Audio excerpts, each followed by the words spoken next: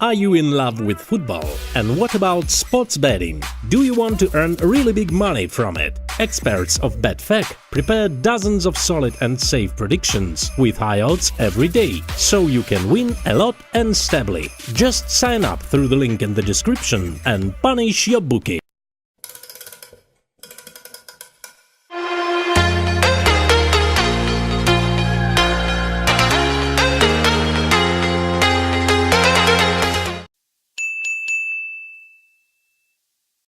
This is very much a Liverpool crowd. They come into the Olympic Stadium, Liverpool and Real Madrid, side by side and walking out to 44 apiece for Cristiano Ronaldo and Mohamed Salah. Ronaldo. So the 28. Now Modric. Danny Carvajal, and then Isco was Firmino.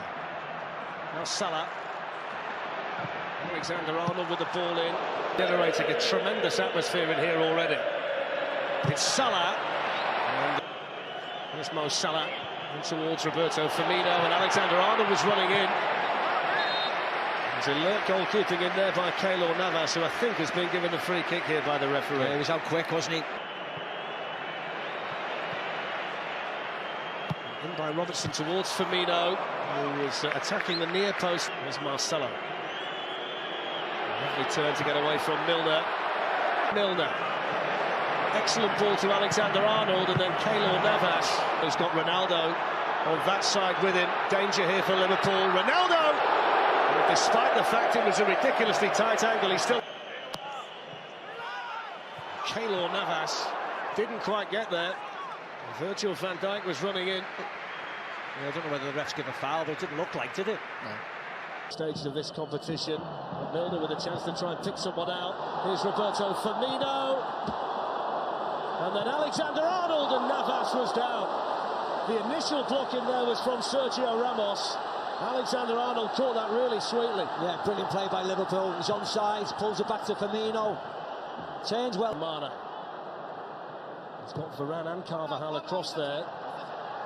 There's going to be a corner. He did really well, doesn't it?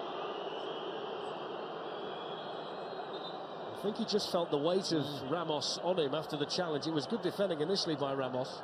Yeah, it just goes over. Lallana, who's back on the Liverpool bench tonight. He's had a season blighted by injury. It looks as though he's going to be the man to come on and replace him. Yeah. Here's Luka Modric. Virgil van Dijk. Not sure he doesn't get beat by Modric. Stops the cross coming in. This goes ball in towards Ronaldo. Good save, and then Benzema flags up. Won't count. Sembra avanti fuori gioco. Attenzione, Karius. Benzema la beata. Parte il cross, molto lento. Lovren riesce a schiacciare. Attenzione. Three in the box waiting for the cross, and it was Bale.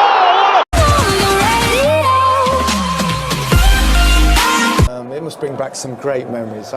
It's the best. It's the best. That's why we're all so excited for this game. That's why the atmosphere, the world is watching. It means everything.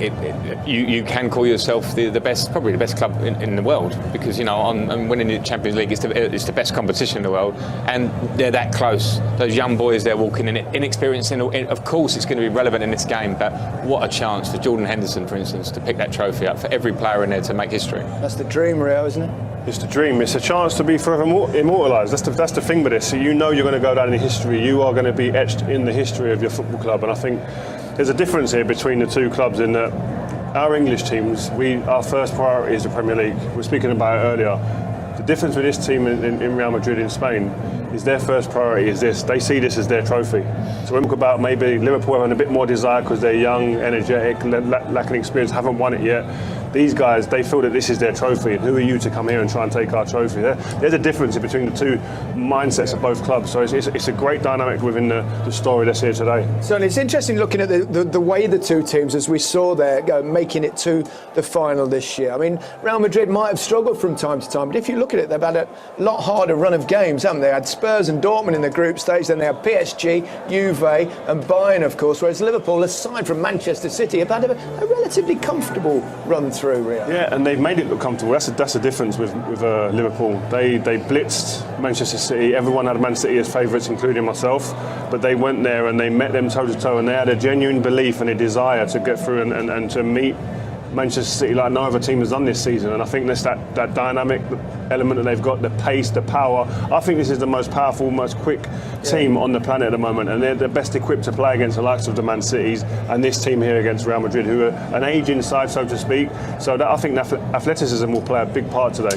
Got a feel for Oxlade-Chamberlain. Just saw him walking through on crutches there. Really, really sad, isn't it? Entered the season, not just this, but a World Cup as well. Yeah, it's a huge blow. I mean, you know, games of this magnitude, you never want to miss out on them and the World Cup moving forward. But to be fair to him, you know, listening to a few interviews and stuff, he's on the mend, he's had a successful operation, and he's just got to focus on getting himself fit. But I think he's here now to support the lads, and hopefully ends up with a winner's medals, because he certainly deserves one. Wish him well. Time for another break. When we come back, we'll have the team news, and with the talents on show tonight, we're in for some fight. For Real Madrid, because their season depends on this final, like was in that one. To win 3 in a row would be very special, but does it get easier or harder when you're used to winning back-to-back trophies? But you know, winning's a habit, I suppose. You know, and for Real Madrid to get to a 3rd consecutive final, it's really exceptional. And you know, when you think about it, that can only be good for their approach, because they've been there before, they've seen it and done it and won it. So it's like revisiting, you know, where they've already been and been successful.